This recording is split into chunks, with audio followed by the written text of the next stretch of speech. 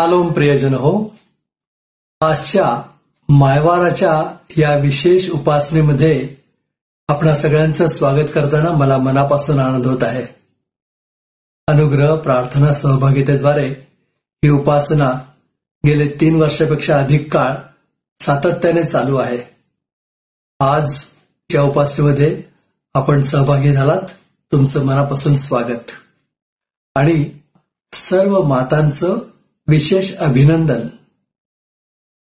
प्रार्थना करूया. आजची उपासना प्रभूच्या हाती देऊया. परमदयाळू परमेश्वरा, आम्ही तुझे आभार मानतो. सर्व मान महिमा गौरव तुला देतो. केवळ तूच त्यासाठी योग्य आहेस. आणि प्रभुदेवा, आम्ही तुझे आभार मानतो कारण आम्हाला तू ही संधी दिलेली आहेस की आम्ही तुझी उपासना करावी. प्रभुदेवा, आजची उपासना तू ग्रहण कर. आजच्या उपासनेमध्ये तुझ्या सानिध्याचा अनुभव आम्हाला येऊ दे. आजच्या उपासनेमध्ये तू आमच्याशी बोलत आहेस, आम्हाला मार्गदर्शन करत आहेस, आम्हाला उत्तेजन देत आहेस, आम्हाला चालवत आहेस. हा अनुभव आम्हाला येऊ दे. विशेष रीतीने बापा, आजचा दिवस मायवार आहे. आमच्या सर्व मातांसाठी आम्ही मनापासून तुझे आभार मानतो. त्यांना तू हा जो आशीर्वाद दिलेला आहेस त्याबद्दल आम्ही तुझे ऋणी आहोत आणि त्यांच्याद्वारे आम्हाला आशीर्वाद मिळाला आहे म्हणून आम्ही तुझे आभार मानतो. त्यांची योजना आमच्या जीवनात तू केलीस याबद्दल आम्ही तुझे आभार मानतो. आणि प्रभुदेवा, आम्ही त्यांच्यासाठी प्रार्थना करतो. त्यांना दीर्घायुष्य दे, त्यांचं सर्व प्रकारे सहाय्य कर आणि त्यांची काळजी घे. तुझं प्रेम त्यांच्याद्वारे आमच्यापर्यंत येतं याबद्दल आम्ही तुझे ऋणी आहोत. प्रभुदेवा, आजची उपासना आशीर्वादित कर. या उपासनेमधून तो उंचावला जा. ही प्रार्थना येशू आमचा तारणारा त्याच्या नावानं करतो म्हणून तो ऐक. आमेन. प्रियजनो, चला आजच्या उपासनेला सुरुवात करूया. आज मायवार आहे, विशेष उपासना आहे, विशेष गीतं आहेत. चला तर प्रभूची स्तुती करूया. साताऱ्याहून संजीवनीताई यांनी अर्पणा शरदराव गायकवाडांच्या संगीताच्या साथीने गीत सादर करतायत. चला आपण ऐकूया मायवारचं हे विशेष गीत.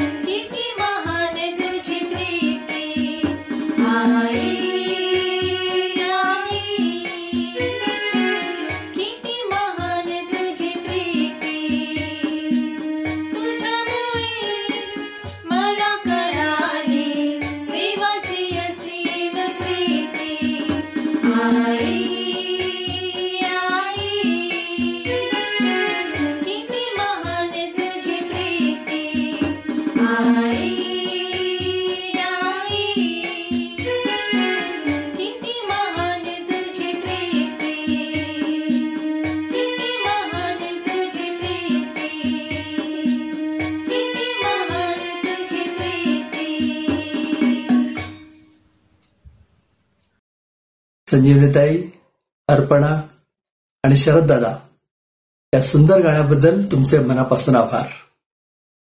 आता आणखीन एक गीत ऐकूया. उपासना संगीतामधलंच गाणं आहे आणि पुण्याहून मिसेस एलिझाबेथ घाटगे हे गीत सादर करतायत. ऐकूया.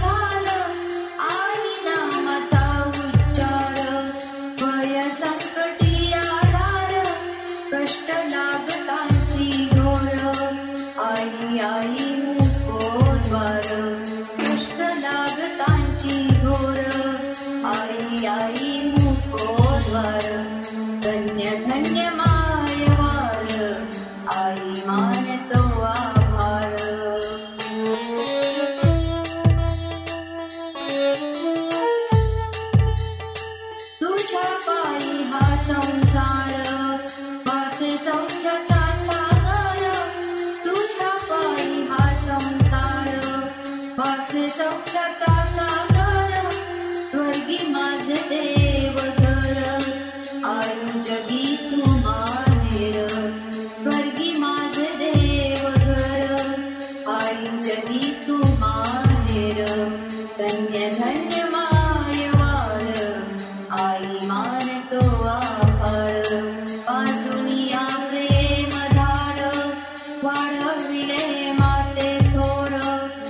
फेडू तैसे उपकार जीवी झाले ओझे पार धन्य धन्य माय वार आई मानितो आभार।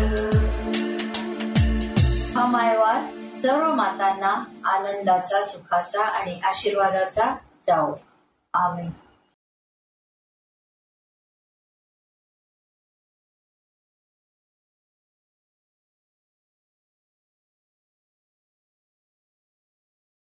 एलिझाबेथ ताई, हे सुंदर गाणं तुम्ही सादर केलं, तुमचं मनापासून कौतुक आणि आभार। प्रियजन हो, आम्ही तुम्हाला सांगितलं ना, तुम्ही केवळ आपलं गीत आमच्यापर्यंत पाठवा, आम्ही त्याला रूपरंग देऊ, साज चढवू आणि ते सादर करू। एलिझाबेथ ताईंनी काहीही साथ संगत नसताना हे गीत सादर केलं, आमच्यापर्यंत पाठवलं, आम्ही त्यावर प्रक्रिया केली, साज शृंगार चढवला आणि एक गीत सादर केलं। तुम्हाला गीत आवडलं ना? तुम्हाला प्रेरणा मिळाली का गीतं गाण्याची? मग नक्कीच आपली गीतं आमच्यापर्यंत पाठवा। आता वेळ झाली आहे प्रभूचं वचन वाचण्याची। मित्रांनो, एक अत्यंत महत्त्वाची गोष्ट आम्हाला आपल्याला सांगायला हवी, आणि ती म्हणजे आज ज्यांनी बायबल रीडिंग केलं आहे, इंग्रजीमध्ये आणि मराठीमध्ये सुद्धा। इंग्रजीमध्ये मिसेस सिंधुताई कोतवाल यांनी बायबल रीडिंग केलं आहे। मिसेस कोतवाल, त्यांना आम्ही आंटी म्हणतो, पुण्यामधील अत्यंत सुप्रसिद्ध सेंट अँड्रूज गर्ल्स हायस्कूल या ठिकाणी 35 वर्ष त्यांनी शैक्षणिक सेवा केली। त्या शाळेच्या प्रिन्सिपल म्हणून त्यांनी सेवा केली आणि त्यांच्याबद्दल आम्हाला अतिशय आदर आहे, आम्हाला अभिमान आहे। आणि दर शनिवारी त्यांच्या घरामध्ये आमचा बायबल स्टडी असतो।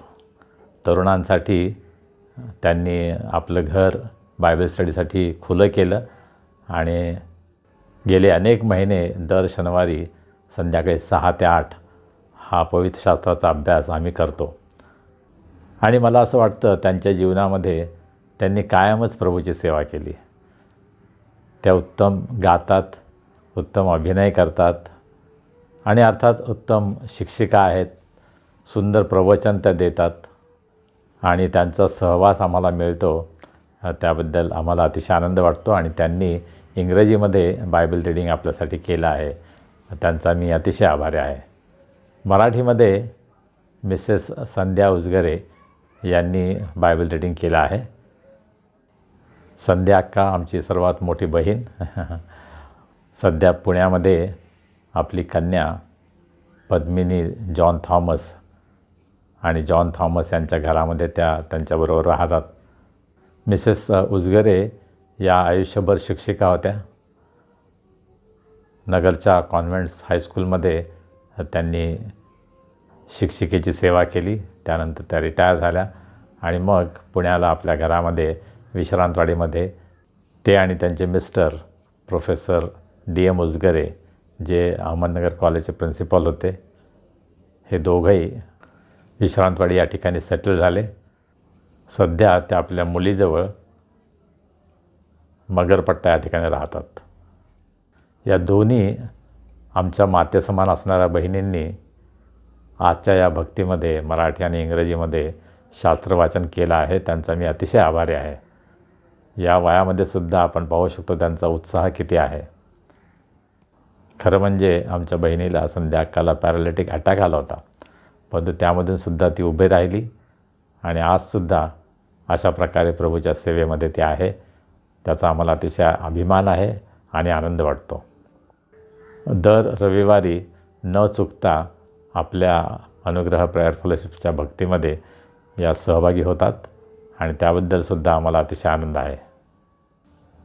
आमच्या घरामध्ये संध्या अक्का अतिशय टॅलेंटेड आहे, ती उत्तम गाते, उत्तम प्रवचन करू शकते।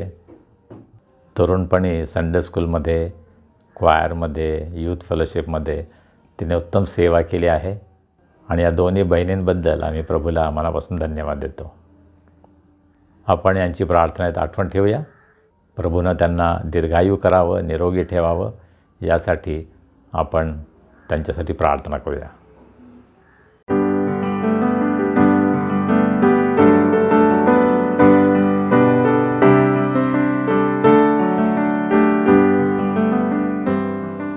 आजच्या मन्नाकरता मार्कुस वर्तमान याचा 6वा अध्याय आणि 1 ते 6 ही वचनं आहे.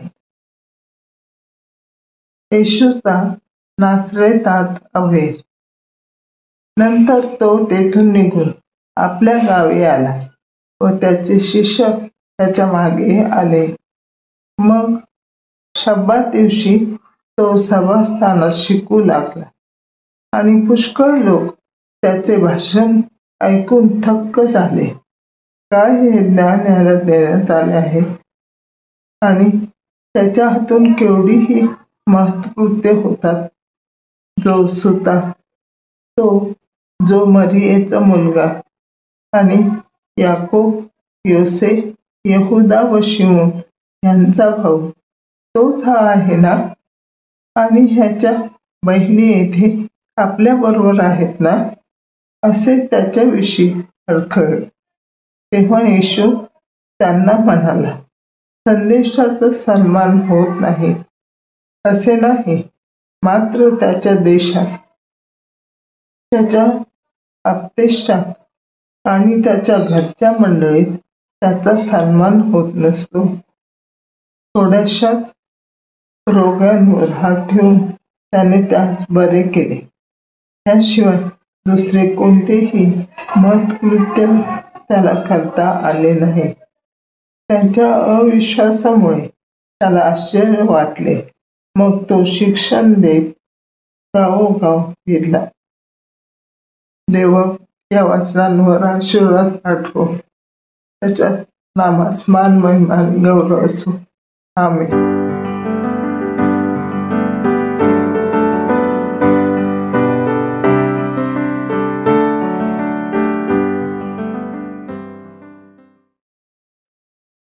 आता दानार्पणाची वेळ झाली आहे. आपण आपलं दान प्रभूच्या चरणी आणूया आणि उपासना संगीतामधून हे सुंदर गीत गाऊया.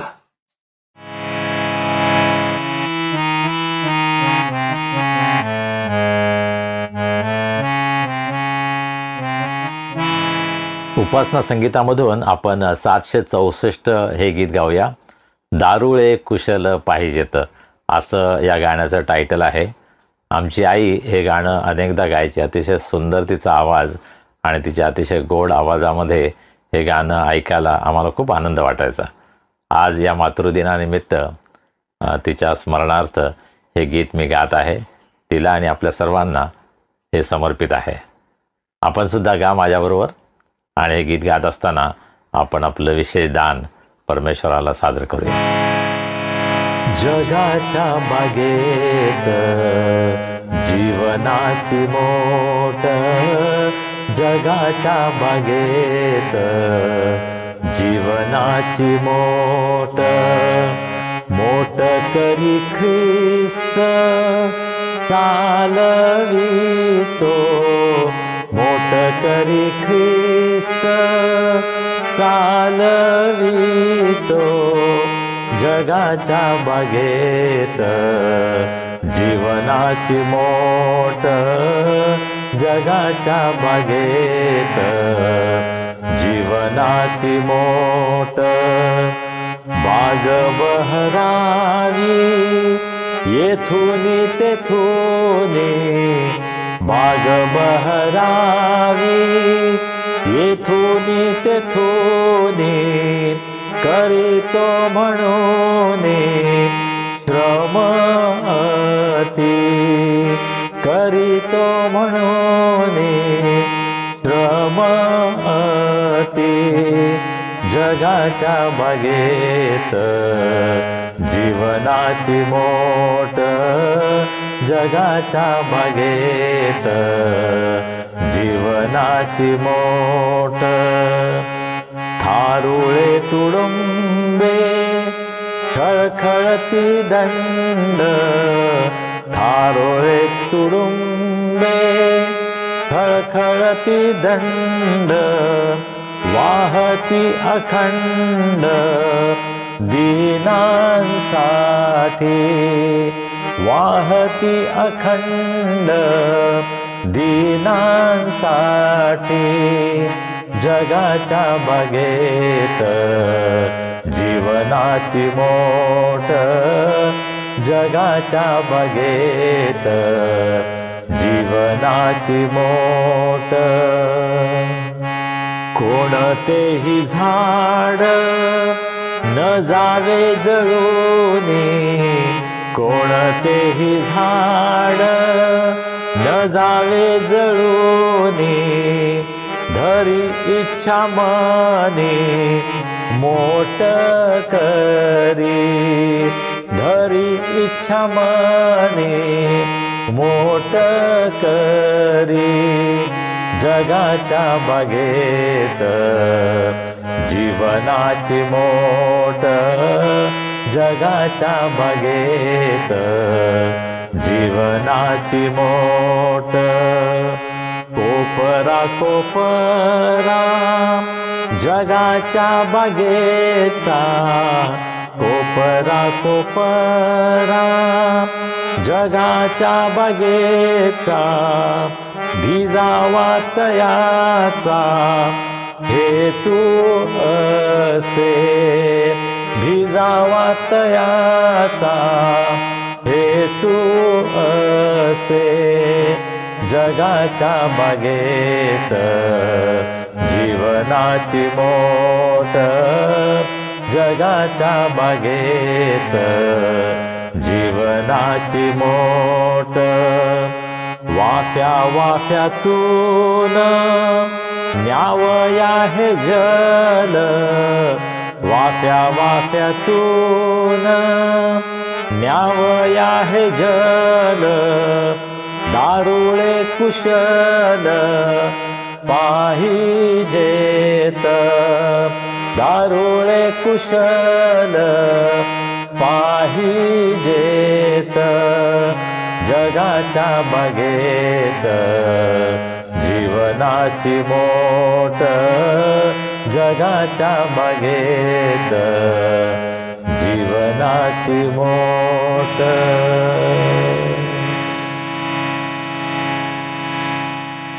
आपण प्रार्थना करूया आणि हे दान आपण परमेश्वराला सोपूया.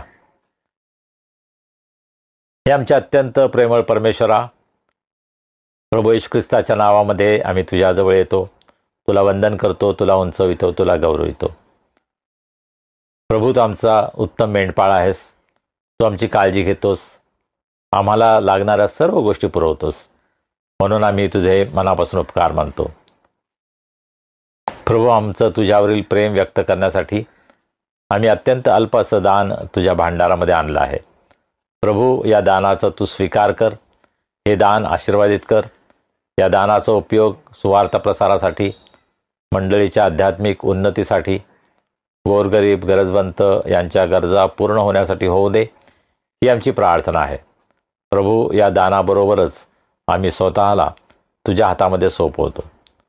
तू आमचा ताबा घे, तू आमचं समर्पण मान्य कर आणि तुझ्या महान गौरवी सेवेमध्ये आम्हा प्रत्येकाचा उपयोग तू करून घे. तुझ्या वचनाकडे आम्ही वळत असताना प्रभू, आम्ही तुझं सहाय्य मागतो. तुझ्या पवित्र आत्म्याशिवाय या वचनाचा उलगडा आम्हाला होऊ शकत नाही आणि म्हणून आम्ही तुला विनंती करतो. प्रभू, तू आम्हाला तुझ्या पवित्र आत्म्याचं मार्गदर्शन कर.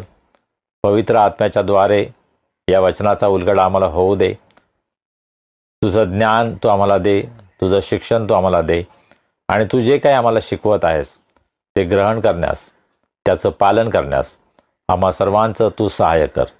आम्ही सर्वजण स्वतःला तुझ्या हातामध्ये सोपवतो. तारणारा प्रभू येशू ख्रिस्त याच्या नावाने आम्ही ही प्रार्थना करतो म्हणून तो आहे. आमेन. प्रियजनो, आता प्रभूचा संदेश आपल्यापर्यंत येतोय. शालोम. आपणा सर्वांना भेटून मला अतिशय आनंद होतो. गेले काही रविवार आपण प्रभूची प्रार्थना जी यापूर्वीच आपण प्रक्षेपित केली होती त्याचं पुनर्प्रक्षेपण आपण केलं. काही तांत्रिक अडचणीमुळं आम्हाला नवीन संदेश रेकॉर्ड करता येत नव्हते. आपल्याला माहीत आहे की माझे बंधू पीटर यांचं दोन्ही डोळ्यांचं ऑपरेशन झालं, कॅटरॅक्टचं ऑपरेशन झालं आणि त्यामुळं त्यांना लॅपटॉप वापरता येत नव्हता, परंतु आता ते पूर्ण बरे झाले आहेत. प्रभूची स्तुती असो. आणि पुन्हा आपल्या कामाला त्यांनी जोरदार सुरुवात केलेली आहे. आणि इथून पुढे आपण नियमितपणे ही जी भक्ती आहे त्यामध्ये आपण नवीन संदेश ऐकणार आहोत. आजचा दिवस फार विशेष आहे. आज संपूर्ण जगामध्ये मातृदिन, मदर्स डे, मायवार हा साजरा केला जातो. सर्व चर्चेसमध्ये आणि अनेक संस्थांमध्ये आजचा दिवस मदर्स डे म्हणून सेलिब्रेट केला जातो. आणि म्हणून आज आपल्या अनुग्रह प्रेयर फेलोशिपच्या या ऑनलाईन भक्तीमध्ये सुद्धा आपण मायवार साजरा करत आहोत. आणि आज देवाचा संदेश आपल्याकडे आणण्यासाठी आपल्यामध्ये एक विशेष पाहुण्या वक्त्या उपस्थित आहेत. त्यांना पाहुण्या म्हणता येणार नाही, कारण त्या अनुग्रह प्रेयर फेलोशिपच्या एक अत्यंत नियमित अशा सभासद आहेत. मिसेस श्वेता शशी त्रिभुवन, ज्या मुंबईमध्ये असतात आणि बॉम्बे कॉर्पोरेशन, मुंबई महानगरपालिकेच्या शाळेमध्ये गेली अनेक वर्ष शैक्षणिक सेवा त्या करत आहेत. आणि वेगवेगळ्या ठिकाणी त्यांना विशेष लेक्चर्स देण्यासाठी, विशेष विषय शिकवण्यासाठी त्यांना आमंत्रित केलं जातं. त्यांनी मागच्या आठवड्यामध्ये मला एक व्हिडिओ पाठवला आणि तो व्हिडिओ होता, त्यांनी 53व्या वर्षी एका डोंगराच्या कड्यावर खाली उतरताना रॅपलिंग करतानाचा तो व्हिडिओ होता. आणि अत्यंत धडाडीच्या अशा ह्या महिला आहेत, शिक्षिका आहेत, माता आहेत. त्यांची कन्या वृद्धी या डॉक्टर आहेत आणि पोस्ट ग्रॅज्युएशन सध्या त्या करत आहेत. काही महिन्यांपूर्वी सिस्टर श्वेता यांचे पती आणि माझे चांगले मित्र आणि नातेवाईक ब्रदर शशी त्रिभुवन हे प्रभूकडे गेले आणि आम्हाला खूप दुःख झालं त्याचं. परंतु या दुःखावर मात करून सिस्टर श्वेता या अत्यंत धैर्यानं आपली मातेची जबाबदारी पार पाडत आहेत, शिक्षिकेचं काम करत आहेत.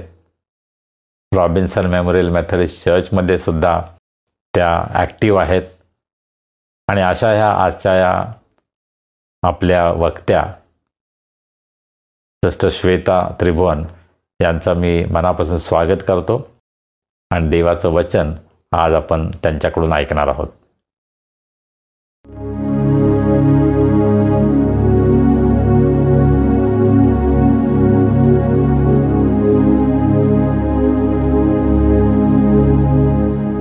परमेश्वराची स्तुती असो. परमेश्वराची स्तुती करते की त्याने मला आज त्याच्या वचनामध्ये बोलण्याची संधी दिली. रेव्हरंड संजय गायकवाड पाळक साहेबांचे सुद्धा आभार की त्यांनी मला अनुग्रह सर्व्हिसमधून देवाच्या वचनामध्ये बोलण्याची संधी दिली. आज मातृदिन. माय या शब्दाशी आपली भावनिक गुंतवणूक असते. निस्वार्थी शब्द माय. माय या शब्दासाठीच मातृ हा शब्द संस्कृतमधून आला आणि आपण त्याला मायवार म्हणतो. मातृप्रेम, मातृभाषा, तसा हा मातृदिन. या मातृदिनाच्या आपणा सर्वांना हार्दिक हार्दिक शुभेच्छा. सर्वांना, मातांनाही आणि मातांसारखं मन असलेल्या प्रत्येकाला मातृदिनाच्या हार्दिक शुभेच्छा. पौलाचं एक वचन आहे. पौल म्हणतो, थेसलोनिकरास पहिले पत्र यामधला 2 अध्याय आणि 7वं वचन. पौलाने थेसलोनिका येथील मंडळींची सेवा केली. ती आपल्या मुलाबाळांचे लालन पालन करणाऱ्या दाईसारखे. त्याचे हे वागणे अगदी आईसारखे होते. त्याचे हे वागणे अगदी आईसारखे होते. आपण प्रार्थना करूया. पवित्र पवित्र पवित्र अशा सेनाधीश परमेश्वरा, आकाश व पृथ्वी याच्या उत्पन्न करत्या, तुझ्या नावाला मी मान आणि महिमा देते अप्पा. आजची सुरेख अशी सहभागिता तू आम्हाला दिलीस, तुझ्या वचनातून बोलण्याची संधी दिलीस, म्हणून मी तुझे आभार मानते बाप्पा. आज मी तुझ्या वचनातून बोलत असताना बाप्पा, मी नाही तर तू बोलता बोलता हो बाप्पा. आम्हा सर्वांच्या मनाची कवाड तू उघड बाप्पा. तुझ्या वचनाचा आमच्या जीवनामध्ये दुधारी तलवारीसारखा तू वापर करून घे बाप्पा. येशू जो तुझा पुत्र याच्या नावात मागते, म्हणून तू ऐक. आमीन. आजच्या चिंतन मननासाठी आपण जो शास्त्रपाठ निवडला आहे तो मार्क शुभवर्तमान याचा 6वा अध्याय 1 ते 6 वचने. मार्क शुभवर्तमान याचा लेखक आहे संत मार्क. संत पेत्राने जेव्हा पहिल्या मंडळींना जे संदेश दिले त्या संदेशावरून संत मार्काने हा शुभवर्तमान लिहिला. संत मार्क हे प्रभू येशू ख्रिस्ताच्या जन्माविषयी भाष्य करत नाहीत, तर ते प्रभू येशू ख्रिस्ताच्या कार्याविषयी लिहितात. मार्क शुभवर्तमानामध्ये त्यांनी प्रभू येशू ख्रिस्ताच्या सेवकाईबद्दल लेखन केलेले आहे. ते प्रभू येशू ख्रिस्ताच्या कार्यावर भर देतात असे मॅगडी त्यांच्या कॉमेंट्रीमध्ये लिहितात. माणूस हा जन्मापेक्षा त्याच्या कर्तृत्वाने मोठा होतो आणि याची प्रचिती आपल्याला प्रभू येशू ख्रिस्ताच्या जीवनामध्ये पाहायला मिळते. मातृविषयी आईविषयी कवी यशवंत म्हणतात, स्वामी तिन्ही जगाचा आई विना भिकारी. स्वामी तिन्ही जगाचा आई विना भिकारी. एक आदिवासी गीत आहे. त्या आदिवासी मुलाने आपल्या आईवर लिहिलेलं गीत. हंबरून वासर आले चाटी जवा गाय, तव्हा मले तिच्या मंदी दिसती माझी माय र, दिसती माझी माय र, हंबरून वासर आले.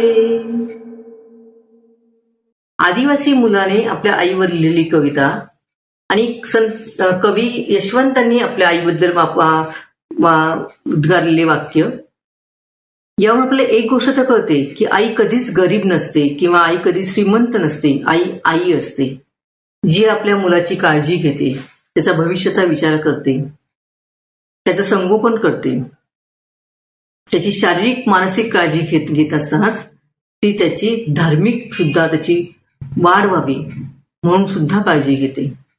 त्यासाठी सुद्धा ती त्याच्यावर संस्कार करते. खर तर आई ही घराचा खांब असते, कुटुंबाचा खांब असते. ती जे संस्कार करते त्या संस्कारावर त्या घरातली मुलंच वाढतात असं नाही, तर त्या मुलांची प्रगती होते, ती मुलं मोठी होतात. त्या मुलांबरोबर समाजाला सुद्धा त्याचा उपयोग होतो. समाजाशी सुद्धा कसं वागायचं त्याचे संस्कार सुद्धा त्याला घरात मिळतात आणि ते देण्याचं काम खरं तर पहिली आईच करते. मुलाचा पहिला शिक्षक ही त्याची आई असते. जेव्हा आपण नीतिसूत्र 31वा अध्याय 10 ते 31 वचनामध्ये पाहतो सद्गुणी स्त्रीचे वर्णन, जेव्हा केव्हा तुम्हाला वेळ मिळेल तेव्हा तुम्ही हा शास्त्रपाठ वाचू शकाल की सकाळी उठल्यापासून ते रात्री झोपेपर्यंत स्त्री ही कायम आपल्या कुटुंबासाठी झटत असते, आपल्या पतीसाठी, आपल्या मुलाबाळांसाठी ती सतत कार्यरत असते. तिच्या डोक्यामध्ये कायम आपल्या कुटुंबाचा विचार असतो आणि त्यासाठी ती कष्ट घेत असते. विनोबा भावेंची भूदान चळवळ आपल्याला माहित आहे. विनोबा भावे हे महात्मा गांधींमुळे त्यांना प्रेरणा मिळालेली होती. पण महात्मा गांधींबरोबरच त्यांच्या आईची शिकवण सुद्धा त्यांच्यासाठी खूप महत्वाची होती. त्यांच्या आईने त्यांना कायम सांगितलं होतं की येई बघ, जो देतो तो देव आणि जो राखतो तो राक्षस.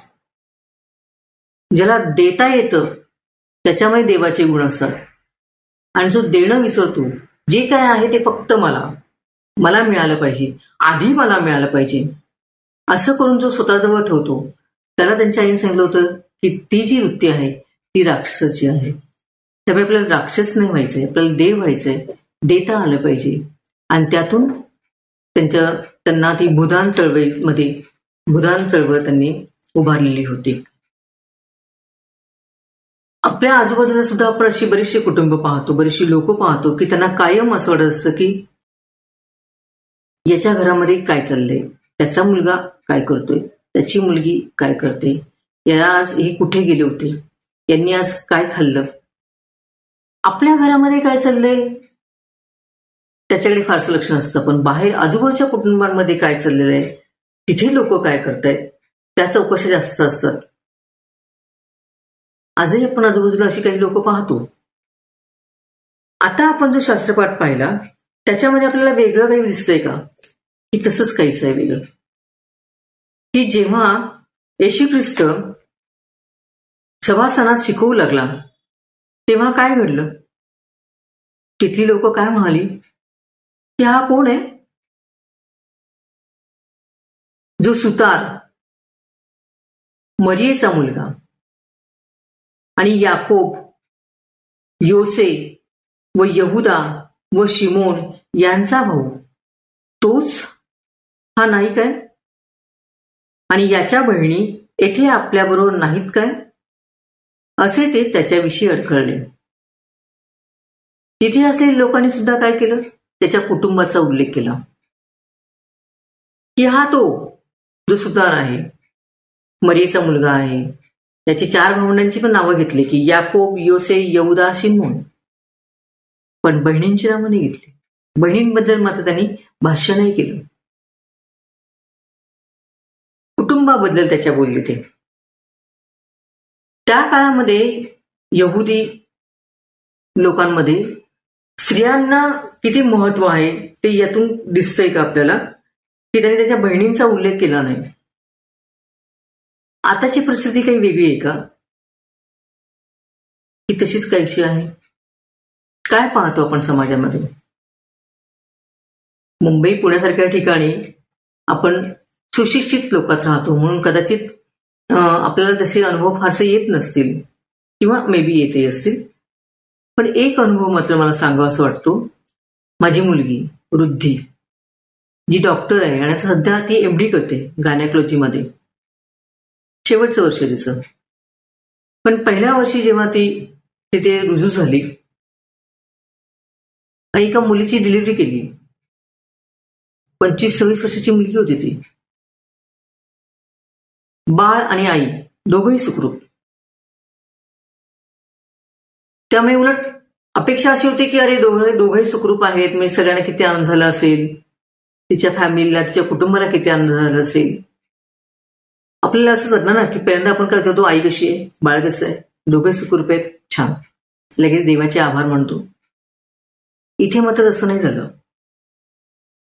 त्या मुलीला, त्या बाईला जेव्हा कळालं की तिला मुलगी झाली आहे, तिला कळाल्यापासून ती रडत होती. ती सारखी रडत होती. तिची आई तिच्याजवळ होती, ती पण तिची आई सुद्धा तिच्यावर कधी कधी अधूनमधून रडत होती. दोघीही रडत होत्या. वृद्धीला काही कळेना की अरे दोघेही चांगले आहेत, बाळ चांगलं आहे, व्यवस्थित आहे, ती बाई व्यवस्थित आहे, तरी तिची आई सुद्धा, त्या बाळाची आजी सुद्धा रडते आणि आई सुद्धा रडते आणि कंटिन्यूच रडतायत. संध्याकाळ गेली, दुसरा दिवस सुद्धा तेच, दोघेही रडतायत. मग शेवटी वृद्धीने विचारलं की काय झालंय, तुम्ही रडताय का?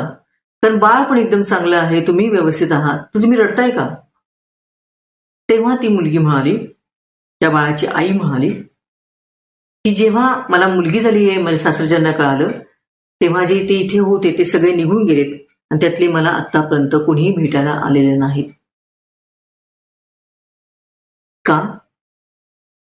कारण त्या बाईला मुलगी झाली होती. 21व्या शतकातली गोष्ट. मुलगी झाली म्हणून सासरचे निघून गेले, तिला भेटले सुद्धा नाहीत. त्या काळामध्ये आपण पाहतो काय की जो सुतार मरियेचा मुलगा आणि याकोब व योसे व यहुदा व शिमोन यांचा भाऊ, तो हाच नाही काय? आणि याच्या बहिणी येथे आपल्याबरोबर नाहीत काय? बहिणी नावं नाहीत त्यांना, नावांचा उल्लेख नाही त्याच्यामध्ये. उत्पत्तीमध्ये आपण काय पाहतो? उत्पत्तीमध्ये पहिला अध्याय 27-28 वचनामध्ये आपण काय पाहतो की परमेश्वराने आपल्याला त्याच्या प्रतिरूपात घडवलेलं आहे. त्याच्या प्रतिरूपात आपल्याला म्हणजे फक्त पुरुषाला नाही, स्त्रीला सुद्धा, स्त्री आणि पुरुष या दोघांनाही परमेश्वराने त्याच्या प्रतिरूपात घडवलं. त्यांनी कोणालाही कमी लेखलं नाही. उत्पत्तीमध्येच आपण 3रा अध्याय आणि 21व्या वचनामध्ये पाहतो की जेव्हा त्याला कळालं, परमेश्वराला कळालं की ते दोघंही नग्न आहेत, तेव्हा देवाने आदामासाठी व त्याच्या बायकोसाठी कातड्याची अंगरखे करून त्यांना लेवविले. देवाने आदामासाठी व त्याच्या बायकोसाठी, फक्त आदामासाठी नाही, फक्त त्याच्या बायकोसाठी नाही, तो दोघांसाठीही देवाने आदामासाठी व त्याच्या बायकोसाठी कातड्याचे अंगरखे करून त्यांना लेवविले. देवाने इथे कुठेही कमी जास्तपणा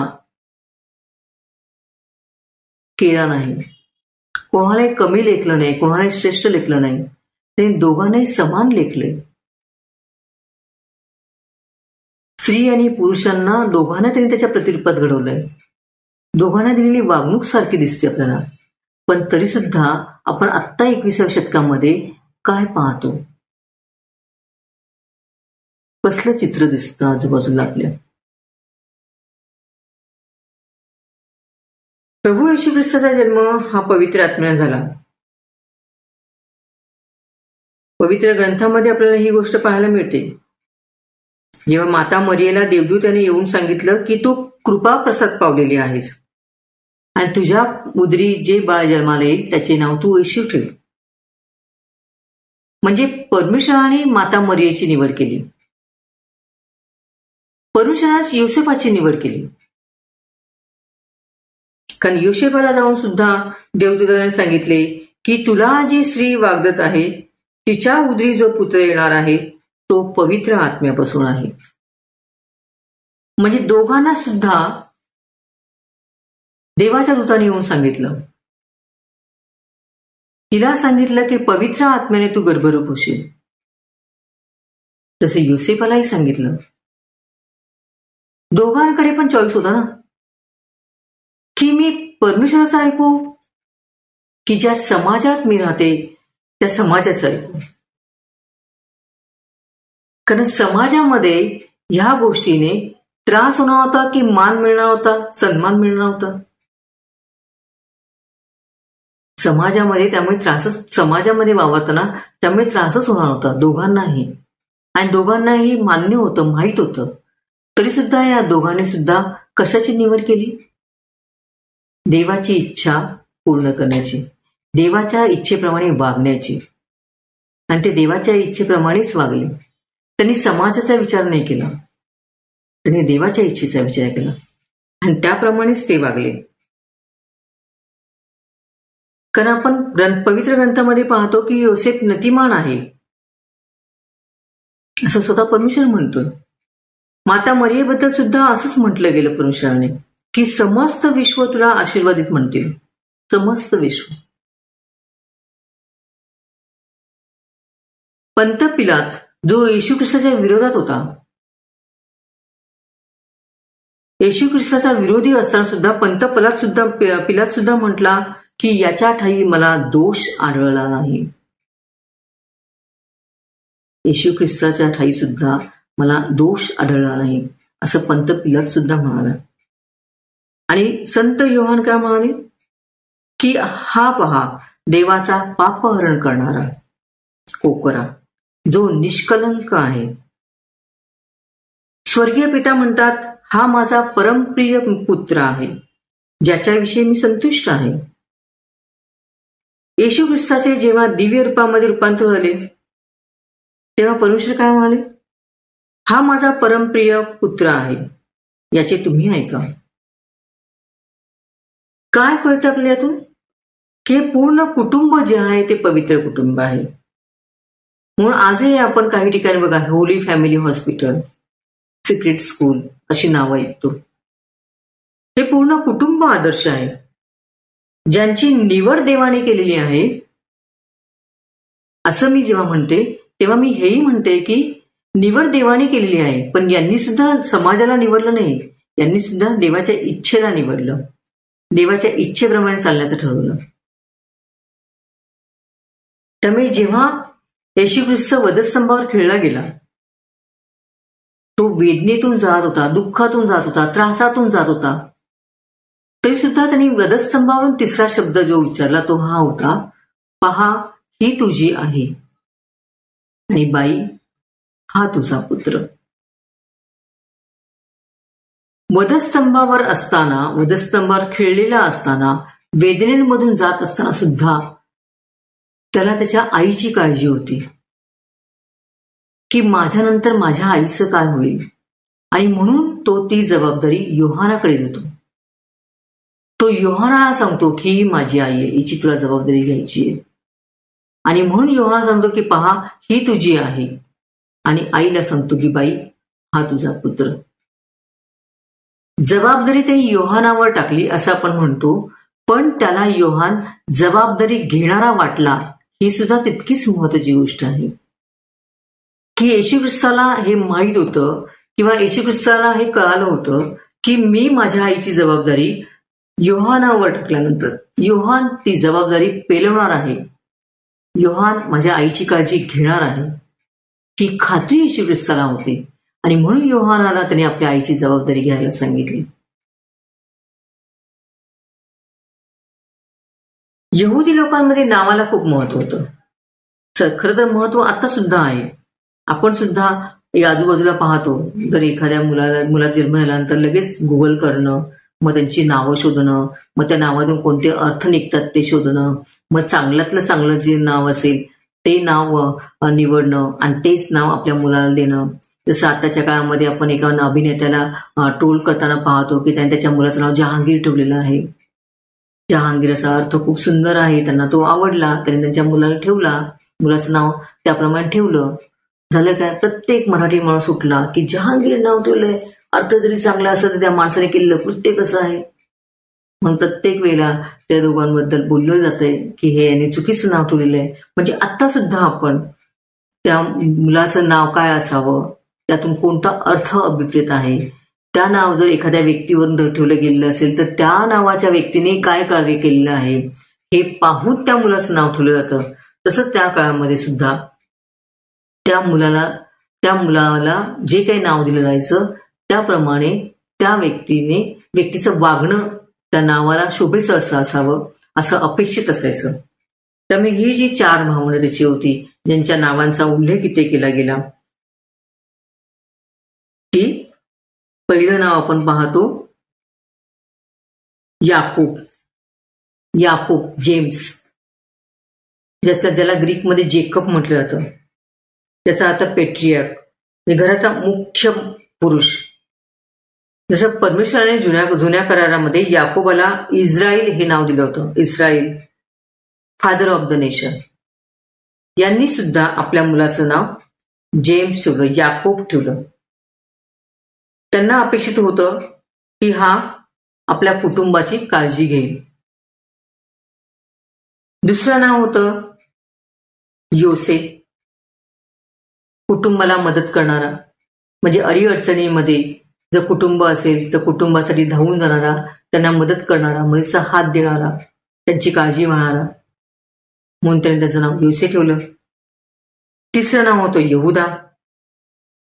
यहुदा हा कुटुंबाला मान सन्मान देणारा, मान सन्मान प्राप्त करून देणारा, देवाला सुद्धा सन्मान प्राप्त करून देणारा, म्हणून त्याचं नाव ठेवलं यहुदा. आणि शिमोन जो आज्ञाधारक निघेल, जो देवाच्या आज्ञेप्रमाणे वागेल, देवाच्या वचनाप्रमाणे वागेल, म्हणून शिमोन. असे त्यांनी याकोब, योसे, यहुदा, जो कुटुंबाला देवाला सन्मान देणारा, आणि शिमोन जो आज्ञाधारक असेल, अशा तऱ्हेने त्यांनी 4 नावं आपल्या मुलांना दिली.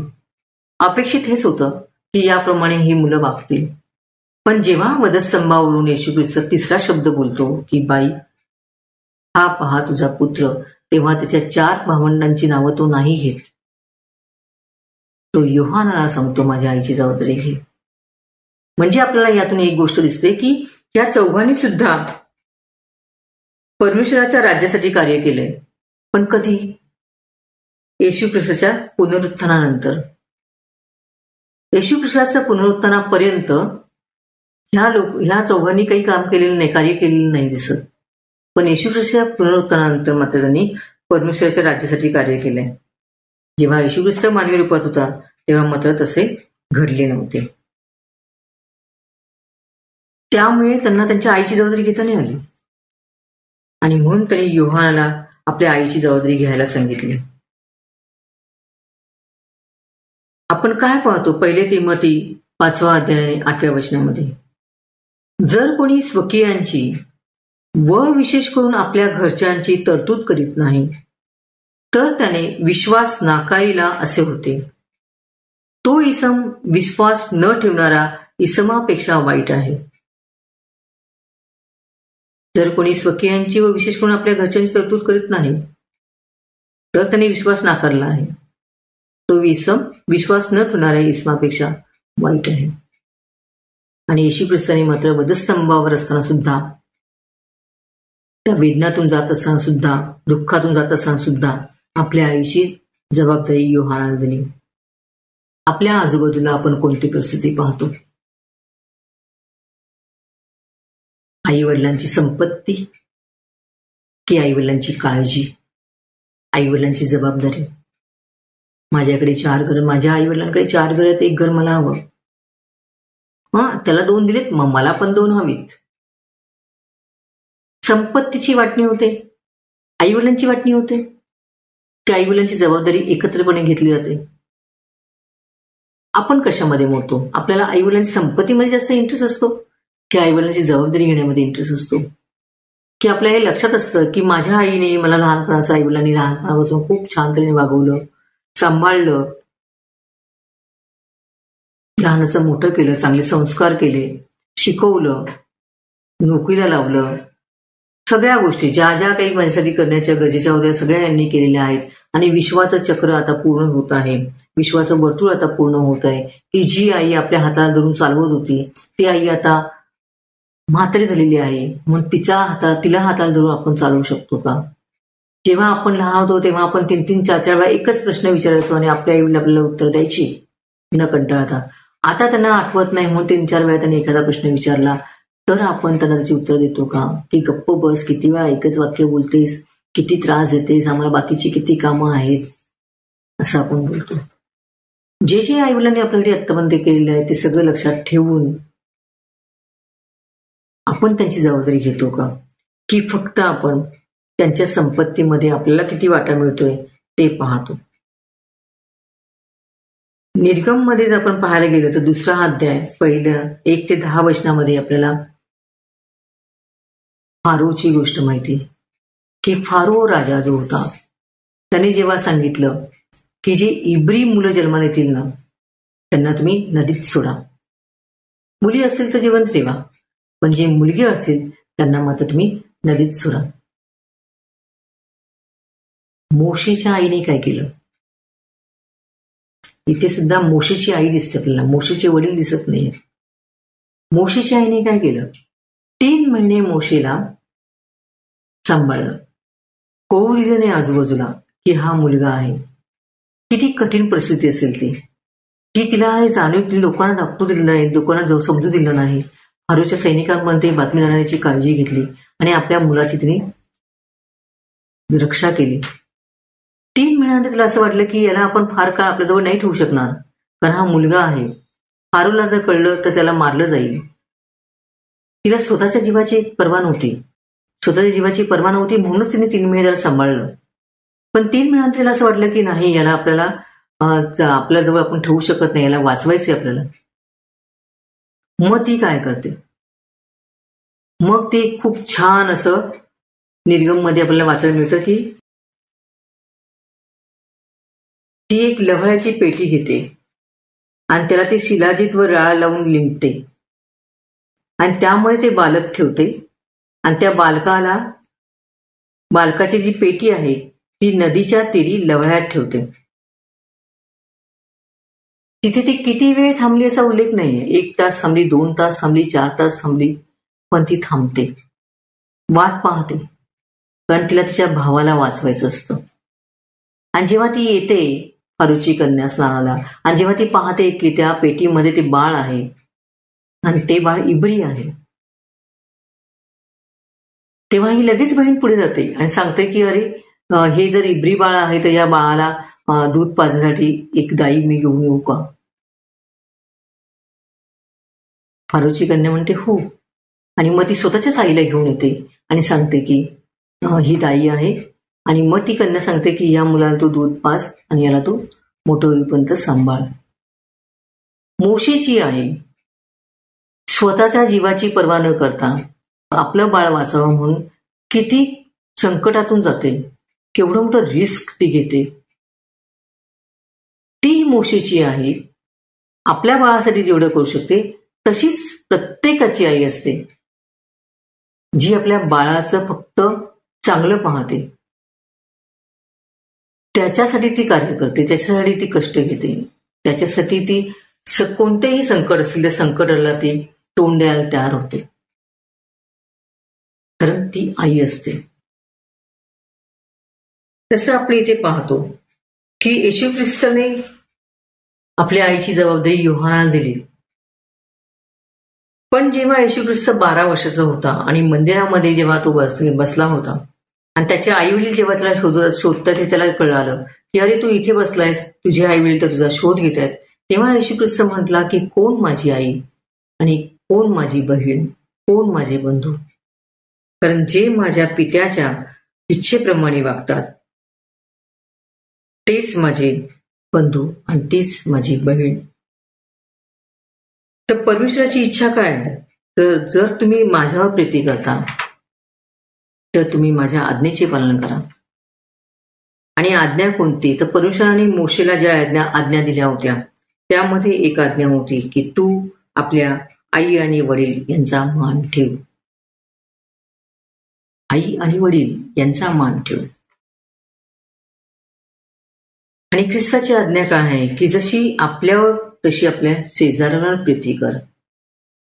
म्हणजे आपल्या कुटुंबातल्या स्त्रिया, माझी आई, माझी बहीण, माझी आत्या, माझी मावशी, माझी वहिनी, जी काही माझ्या कुटुंबातली आहेत त्यांचीच काळजी घेऊ नका, तर कुटुंबाव्यतिरिक्त सुद्धा ज्या स्त्रिया आहेत त्यांचा पण आदर करा, त्यांना पण सन्मान द्या.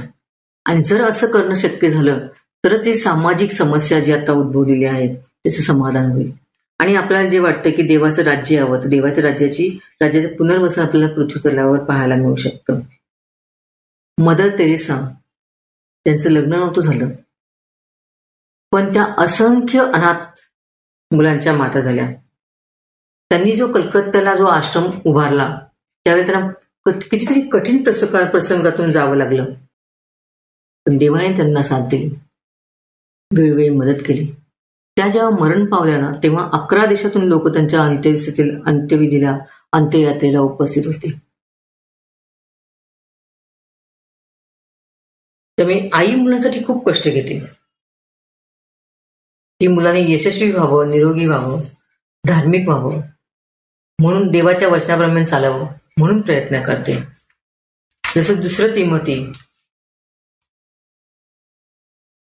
1 अध्याय आणि 5व्या वचनामध्ये आपल्याला पाहायला मिळतं की तो विश्वास पहिल्याने तुझी आजी लोईस हिजमध्ये होता, तुझी आई युनिके हिजमध्ये होता आणि तोच तुझमध्ये आहे असा मला भरवसा आहे.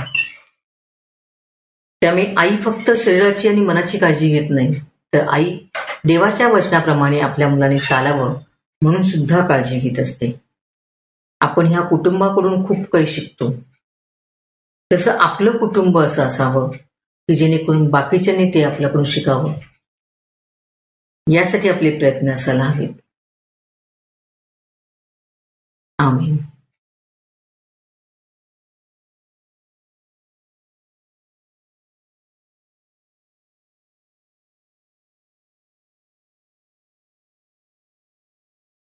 प्रार्थना करूया. सर्व समर्थ जिवंत प्रभुदेवा, आम्ही तुझे मनापासून उपकार मानतो. आजचा हा सुंदर दिवस तो आम्हाला आमच्या जीवनामध्ये दाखवलास. आज संपूर्ण जगामध्ये मायवार मदर्स डे सेलिब्रेट होत असताना आम्हालासुद्धा प्रभू ही संधी तू दिलीस. आणि आजच्या भक्तीमध्ये मातेसंबंधी जो संदेश आम्ही ऐकला आहे प्रभू, या संदेशाबद्दल आम्ही तुझे उपकार मानतो. आमची बहीण मिसेस श्वेता त्रिभुवन यांनी तुझ्या वचनाद्वारे जो संदेश आमच्याकडे आणला आहे प्रभू, त्याबद्दल आम्ही तुला धन्यवाद देतो. आम्ही प्रार्थना करतो प्रभू, जे वचन आम्ही ऐकलं आहे त्याप्रमाणे आमच्या जीवनामध्ये आम्ही त्याचं पालन करावं, यासाठी आमचं सहाय्य कर. आज आम्ही आमच्या सर्व मातांची आठवण करतो. आमच्यापैकी अनेकांच्या माता आज आमच्याबरोबर नाही आहेत. त्यांच्याबद्दल आम्ही तुला धन्यवाद देतो. त्यांनी आम्हाला केवळ जन्म दिला नाही, परंतु त्यांनी आमचं पालन पोषण केलं, आमच्यावर संस्कार केले, आम्हाला तुझ्या मार्गामध्ये चालण्यासाठी त्यांनी उत्तेजन दिलं, मदत केली, मार्गदर्शन केलं. प्रभू, त्यांच्या प्रीतीबद्दल, त्यांच्या स्वार्थ त्यागाबद्दल, त्यांनी आमच्यासाठी जे सर्व कष्ट सहन केले प्रभू, त्यांच्या या जीवनाबद्दल आम्ही तुला मनापासून धन्यवाद देतो. प्रभू, ज्या माता आज आमच्यामध्ये आहेत, आमच्याबरोबर आहेत, त्या मातांबद्दल आम्ही तुला धन्यवाद देतो. आजपर्यंत त्यांना तू सांभाळलंस, त्यांची काळजी घेतलीस आणि त्यांच्या जीवनाद्वारे तू त्यांच्या कुटुंबाला, आमच्या मंडळीला, आमच्या समाजाला आशीर्वादित केलं आहेस. प्रभू, त्याबद्दल आम्ही तुझे उपकार मानतो. आमच्यामध्ये अनेक माता अशा आहेत की ज्यांना कदाचित स्वतःची शारीरिक मुलं नसतील, परंतु त्यांनी अनेक मुलांवर मातेप्रमाणे प्रेम केलं, त्यांची काळजी घेतली. प्रभू, त्या मातांबद्दलसुद्धा आम्ही मनापासून तुला धन्यवाद देतो. आज या सर्व मातांबद्दल आम्ही तुझे उपकार मानतो. आम्ही प्रार्थना करतो प्रभू, या सर्व मातांवर तू दया कर, कृपा कर. तुझे अनेक आशीर्वाद तू त्यांच्या जीवनामध्ये दे, त्यांना उत्तम आरोग्य दे, त्यांची प्रत्येक गरज पूर्ण कर. आणि या सर्व मातांचा उपयोग आपल्या कुटुंबासाठी, आपल्या मंडळीसाठी, या समाजासाठी एक आशीर्वाद म्हणून होऊ दे, अशी आम्ही तुला विनंती करतो. प्रभू, आमच्यापैकी काही माता आहेत ज्या दुःखात आहेत, त्रासात आहेत, अडचणीत आहेत. त्यांना आम्ही तुझ्या दयासनासमोर उंच करतो. आज तू त्यांची भेट घे, तू त्यांच्यावर कृपा कर. प्रभू, त्यांचं दुःख तू निवारण कर, त्यांना तुझा आनंद, तुझी शांती, तुझं समाधान तू दे, अशी आम्ही तुला विनंती करतो. प्रभू, आम्ही तुझे उपकार मानतो. गेल्या आठवड्याभर तू आम्हाला सांभाळलंस आणि आजचा हा पवित्र वार तुझी भक्ती करण्यासाठी आम्हाला दिला आहेस, त्याबद्दल आम्ही तुला धन्यवाद देतो. हा येणारा आठवडा आम्हा सर्वांसाठी आशीर्वादाचं कर. तू आम्हा सर्वांचं संरक्षण कर, आमची काळजी घे, तू आम्हाला चालव. आम्हा प्रत्येकाच्या जीवनामध्ये तुझ्या ज्या योजना आहेत त्या तू पूर्ण होऊ दे, अशी आम्ही तुला विनंती करतो. प्रभू, या दिवसामध्ये संपूर्ण जगामध्ये, भारतामध्ये, आमच्या महाराष्ट्रामध्ये जी हीट वेव्ह आहे, उष्णतेचा जो भयंकर प्रकोप होत आहे, आम्हाला सर्वांना त्याचा प्रचंड त्रास होत आहे. प्रभू, आम्ही तुला विनंती करतो, आमच्यावर दया कर. आमच्या चुकांमुळं आज पृथ्वीवर अशा प्रकारचं वातावरण निर्माण झालेलं आहे. प्रभू, तू आमच्यावर दया कर, आमचं संरक्षण कर, आमची काळजी घे.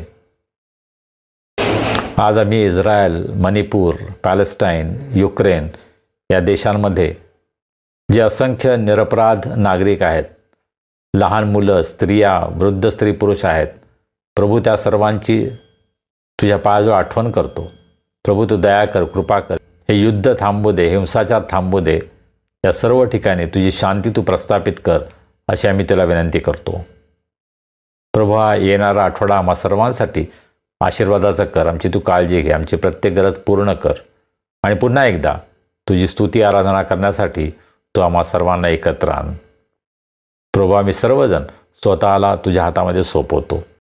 तारणारा प्रभू येशू ख्रिस्त याच्या नावाने आम्ही प्रार्थना करतो म्हणतो आहे. आमेन. प्रभूनं शिकवलेली प्रार्थना करूया. हे आमच्या स्वर्गातील बापा, तुझे नाम पवित्र मानले जाओ, तुझे राज्य येवो, जसे स्वर्गात तसे पृथ्वीवरही तुझ्या इच्छेप्रमाणे हो. आमची रोजची भाकर आज आम्हास दे, जसे आम्ही आपल्या अपराधांची क्षमा करतो तशी तू आम्हाला आमच्या अपराधांची क्षमा कर. आणि आम्हास परीक्षित आणू नकोस, तर आम्हास वाईटापासून सोडव. कारण की राज्य, सामर्थ्य आणि गौरव ही सर्व काळ तुझीच आहेत. आमेन. आणि आता देवी बापाची प्रीती, प्रभू येशू ख्रिस्ताची कृपा, पवित्र आत्म्याची सहभागिता, शांती, आनंद आणि आरोग्य आम्हा सर्वांसह आमच्यामध्ये ज्या माता आहेत त्या सर्व मातांबरोबर आणि देवाच्या सर्व लोकांबरोबर आता आणि सदा सर्व काळ असो. आमेन. सुवंद्य देवा